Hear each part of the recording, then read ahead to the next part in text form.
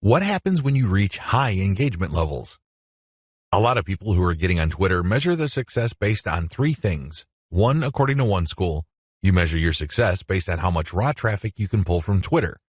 Ultimately, this is the right answer because, at the end of the day, you need traffic to get conversions. There's no way around this fact. You can talk a big game about branding. You can talk a good game about becoming an authority. This is all well and good, but until and unless they translate to real traffic, you're not going to make money. You have to get real visitors to make money on the internet. But using this metric as your sole metric is going to be a problem. Why? Normally, you have to build a very high level of engagement and high level of authority for you to get a sizable volume of direct traffic from Twitter. The good news is that the traffic that you do tend to get would be qualified traffic. These are people who are not curiosity seekers. These are people who have nothing else better to do than to click random links. These are usually people who are interested in whatever it is you are saying, and by extension, whatever it is you are promoting. Another way to measure success on Twitter is the number of retweets you get. Again, this is good because it ultimately leads to traffic. However, in itself, it doesn't really lead to much. The same applies to people clicking the heart button that they like your stuff. They favorite your stuff. That is all good. It definitely is a great boost to the ego. But until it translates to traffic, it's really not worth much. Here's my answer. The obvious answer, of course, is traffic. But before we get to traffic, focus on engagement level.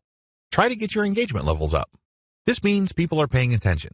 This means people view you as an actual credible and authoritative expert. This means influence.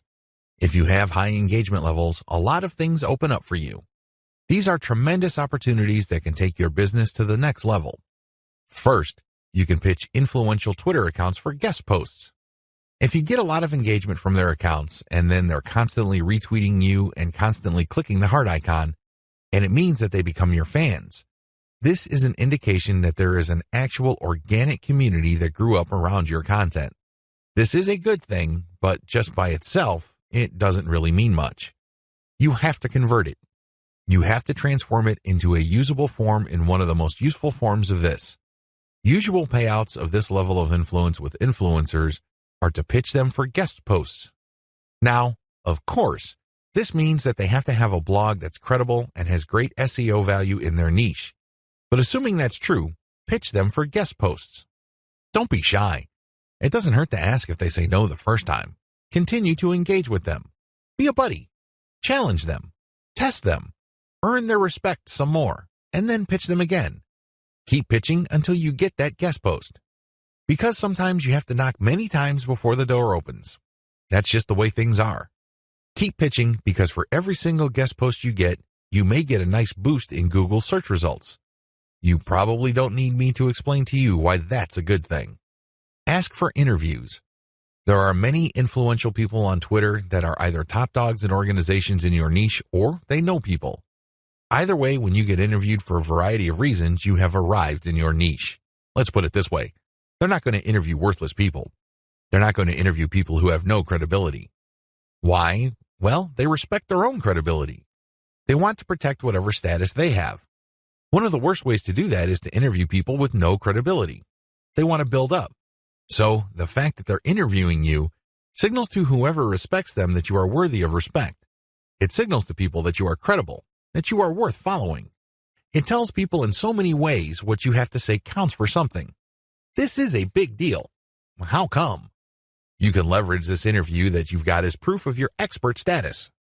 You can then contact influential publications in your niche to get backlinks. You can contact the networking groups, symposiums, and conventions to get speaking opportunities. You can always point to the fact that you got interviewed by these highly credible places. Another advantage you can get when you put in the time to manually engage with truly influential people involves blogging roundtables. Blogging roundtables are basically group interviews. The person holding the roundtable would come up with a general topic. For example, they're talking about general SEO trends in 2018, and then hit up a large number of people for their interviews, knowing full well only a small fraction would respond. If you get invited to turn in your feedback, you get a nice link. Imagine if the Blogger Roundtable was being held on the premier website in your niche. Again, it doesn't take a genius to figure out the dynamite SEO potential of this opportunity. Build a high-influence retweet circle. This final benefit escapes a lot of marketers. In fact, even Twitter marketers may be completely blind to this. This is one of the biggest benefits of manual engagement with influential people on Twitter can ever deliver. When you get these people to think that you are credible and that you are an expert in your own right. Eventually, you can count on some of them to automatically retweet your stuff. This is a big deal. Well, when you share your own content, or better yet, when you share your squeeze page direct link, you want truly interested people to click through. You want people who understand what your content is about to click through and possibly convert. In other words, you want highly qualified traffic. If your brand becomes so trusted and so credible in your niche among other Twitter users, you cultivate such a following. You only need to produce content and automatically you know they would retweet you. You can almost bet that a certain percentage of your followers would retweet. This can then lead to your content being seen by more of their followers, which can lead to highly qualified direct traffic. Don't neglect this benefit. Unfortunately, a lot of people do because this benefit grows very slowly. It also starts at a very low level. But of all the benefits, this is probably the most potent.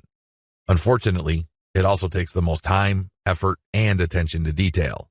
However, if you properly cultivate this, the direct traffic benefits and conversions you would get from being a part of a retweet circle will outweigh and will pay for all your costs. You can take this to the bank.